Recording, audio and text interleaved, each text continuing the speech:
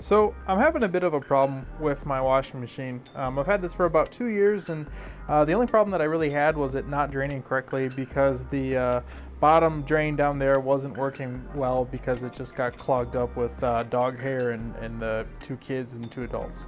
But anyways, today there seems to be a problem with it filling up. So I came downstairs the first time after my wife ran a load here.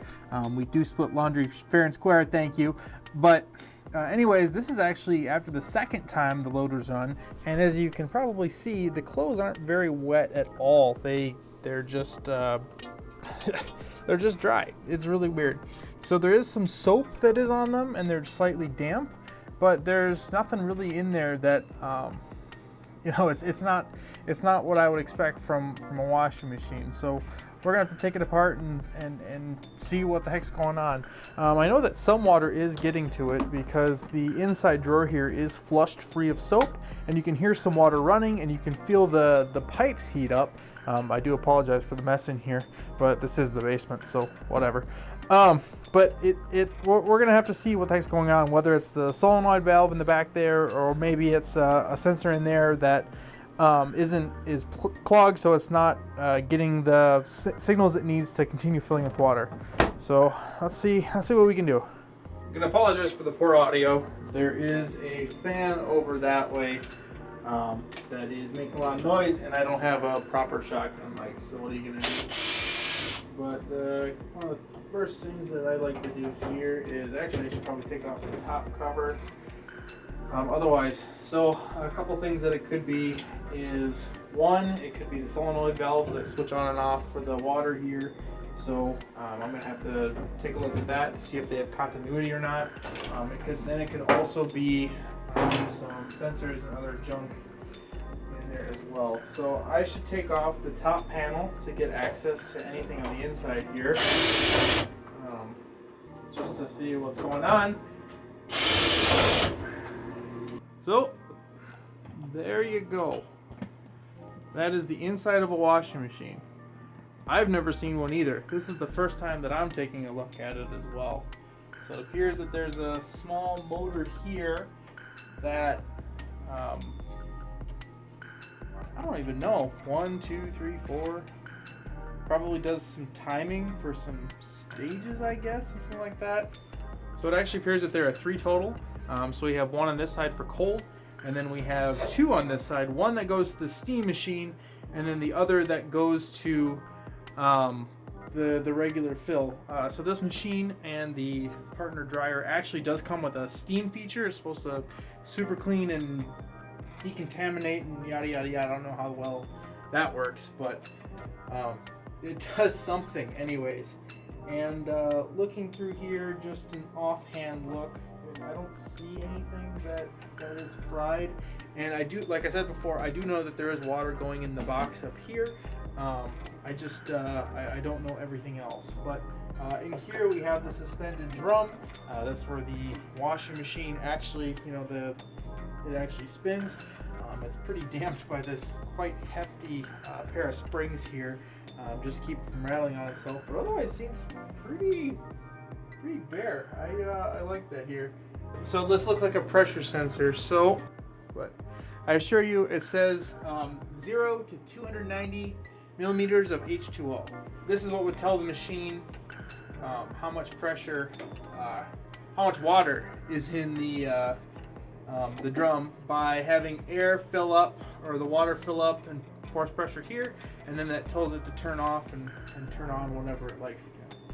So it looks like the water comes in here, and then it exits out this T, which doesn't appear to have any sort of valve or other thing covering it. So it just kind of exits into free air. I'm gonna go get a pin, see if that's actually blocked off, because the way that is teed just kind of spits it into midair. So I'm gonna use a bit of a crappy trick to figure out how deep this thing goes. So mark up that key that I stuck in as far as it can go, and yeah, so it looks like this just doesn't have the the final port poked out there. So it doesn't look like any water should come out. Nothing should be hooked up, so we're not missing anything there. That's at least the good news. But I still don't have a full understanding. So I'm gonna disconnect the power and we're gonna take a look at the solenoids here. So all we're looking for here is on our multimeter. I just have it on diode mode just to see if there's a path through, because we don't want an open circuit on these. So connect to either end. Make sure you have not plugged in before you do this. I'm pretty sure most of this circuitry is 120 volt. So it looks like that is fine. Same thing on the cold side. So I'm not even gonna check the steam one because I don't really give a crap. And then plug these back in just so we don't forget it. So it looks like our solenoids are fine. All right, so the next step is to check continuity on this pressure switch here. It is a closed circuit on the two end pieces, but it is not closed in the middle there, which makes sense because the right and the left are power and the middle should be data. So it looks like the pressure sensor itself is still working correctly. What remains to be seen is whether or not the pressure, the spot where it collects pressure is clogged or not. But we'll reinstall that, knowing that that's probably a good part. So to check the flow of the hoses, all I did was I detached them from the back of the washer here, and then dumped them into the wonderful toilet we have. So I guess this is the one time where a basement toilet's real nice, but it looks like we're getting pretty good water flow from both the cold and the hot down here. So I'm gonna rule out any any eruptions from the supply. So it looks like it is just internal to the machine. Alright, and I'm really curious about what the hell this means. So we got 1, 2, 3, 4. I'm assuming this is the stages of whatever the hell it's washing, and it looks to be hooked up to a motor on the underside. So let's take it apart and see what the hell it is. So I hope you can see this, but the contacts just slide along this board and then make contact there, which then turns the motor. So there are no electronics on this side of it here. So this is the drive right here, and then so there's two sets of gears. There's a gear there, and then there's a separate one on top here that can slide up and down. Oops, I shouldn't move that too much. I'll probably break everything.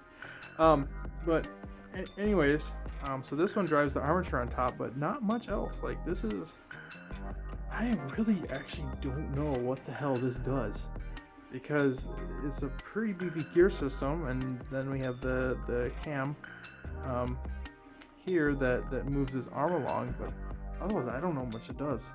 But anyways, as it travels along, it will just press this simple micro switch there. Hope you can hear the click, and that is what sends out signal into here.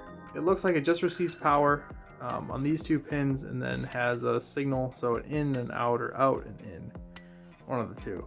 That just when this goes through every cycle, so we have 1, 2, 3, 4 cycles.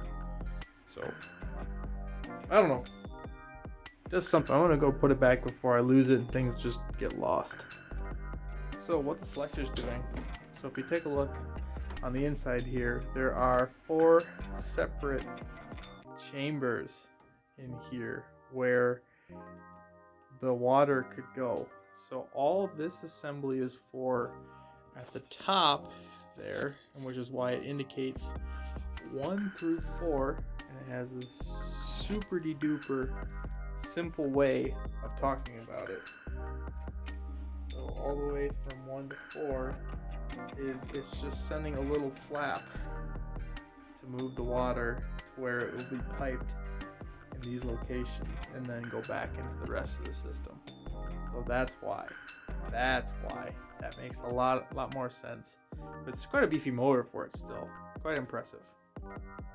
Oh well, let's actually get back to fixing stuff. Alright, so here we are in the belly of the beast. I've taken off the back cover because that's what I'll need to get to access it. So the first tour of duty here is this wonderful big beefy motor there. I just always appreciate everything there. On either side here will be some damping struts to help damp out the vibration. One of this thing main features is the damping isolation, whatever it is. So basically it's just doing its job. But I mean, it is fairly quiet for what it's worth, and it doesn't vibrate around as long as it's flat. So yeah, but the real thing that we're here for is this guy here. So this is the chamber where water from the drum here will come inside this hole here and then flow up into here, causing pressure to be seen by the pressure sensor along this hose. So I am happy to see that the hose is pretty much free of anything rubbing. So if we follow that up, and you can't see it from there, but then we follow it on the top side where we disconnected it here, it doesn't, there's not too many opportunities for it to get pinched and have an issue. So that's the good news from this situation. But what I'm going to do is I'm going to take off the chamber and everything. I'm going to disconnect the end here and see if I can detect a blockage in there, because that would explain some of the issues I've been having with filling. Alright, so here's the chamber. So as you can see, there's some weird stuff on the inside, but that's not a blockage from what I found. It's just some random debris left over. So water from the tank enters in this side, fills up the chamber through the magic of hydraulics combining with pneumatics. Pressure goes up and the machine senses it, and it knows when to stop filling. So here it is, it's all cleaned out. Didn't look like there was anything that was in the pipes that was bad, but I did give it a good rinse and made sure that everything flows appropriately before I install it back in. So now I'm going to go check out the hose and make sure nothing's clogging that up. Something I forgot to mention was that while I was trying to take off the back of the little area that the chamber is in before the pressure sensor, I couldn't get any of my screwdrivers in, so I actually had to go and print off a small bit driver so I could actually take off those screws and put it back in. So thank you, whoever made this, and I'll put a link in the description below to this tiny little driver that you can put any hexagonal bit into and then use it as a small screwdriver. So thank you, my dude, thank you. So I cleaned it out on both the bottom, and then I disconnected the hose at both ends and blew it out to make sure there wasn't any blockages or any extra stuff. I rinsed it out with some water just to make sure there wasn't any buildup in there, and then I hooked it all back up together. So now I've pretty much run out of ideas for what to diagnose right away. So I think we're gonna plug it back in, turn on the water again, and then watch it work for the beginning of a cycle to see if there's anything else that I'm missing here. So wish me luck.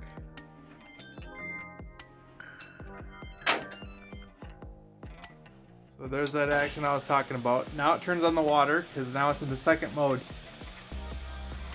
So now it's running in water, and I'm gonna go check the hoses and see if it's actually flowing water.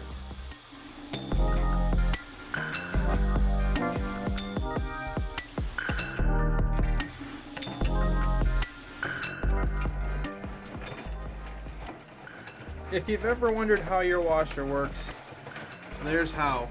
Motor down there turns the big wheel here that spins the tub inside of what is a plastic casing. Whatever you do with this off, don't touch it. Don't ever touch it. Don't stick your fingers in there. You want to keep your fingers. Keep them. But there's the small little unit there that we took apart. It doesn't appear that we can see it on the camera. If I had better lighting, I'd illuminate it. But the water line in there is actually angled, and so that's how the thing can sense it. The clothes appear to be getting properly wet and washed, so that's the good news. So I think we fixed it. It might have been a clog in the line or something else that caused it to work. Alright, well, it looks like it works. I stopped at mid-cycle just to make sure that It was in fact working before I patched it up and put it back on its spot so it doesn't rattle. My basement's pretty up and down, so it has to sit in a special spot, otherwise it rattles to high heaven, and then you got your wandering washing machine tearing out hoses, wrecking countertops, that kind of stuff. But it looks like all these clothes were pretty much bone dry after the first two full wash cycles. Basically, they were damp from the initial cleansing run that it does to clean out the detergent box in the top that we kind of talked about beforehand. But otherwise, we're damp at best, whereas this is pretty clearly wet from at least a front-loading washer. So it's nice to see that it's working. It's probably saved me $100, $200, whatever, for a service person to do. But yet it was pretty simple. Anyone with two hands, two eyes, one eye, you don't even need depth perception in this case, and a couple basic tools like a multimeter could do. And that's kind of what I want. I try to work on my cars by myself, try to work on my appliances by myself. And if this has helped you out, comment below, or if you have any questions, I can probably point you to the right experts, since I'm no expert. I just learn by doing. And thank you for watching. Hasta la bye.